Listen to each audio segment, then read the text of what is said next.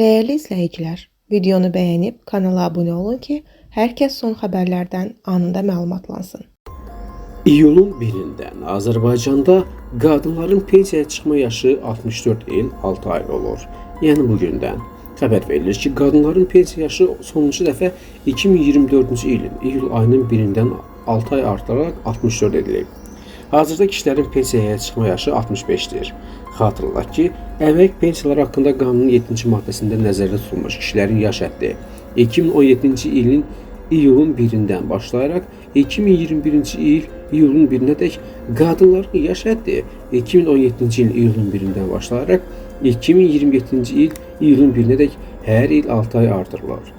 Əmək pensiyaları haqqında qanunun 7-ci maddəsinə əsasən, pensiya yaşına çatmış şəxsin fərdi hesabın sığorta hissəsində qeydə alınmış pensiya kapitalı əmək pensiyasının minimum məbləğindən az olmayan pensiya təminatına imkan verdikdə sığorta stajından asılı olmayaraq, bu pensiya təminatına imkan vermədikdə isə azı 25 il sığorta stajı olduqda 2017-ci il iyulun 1-nədək yaşa görə əmək pensiyası təyin edilmiş şəxslər istisna olmaqla yaşa görə əmək pensiyası hüququ var.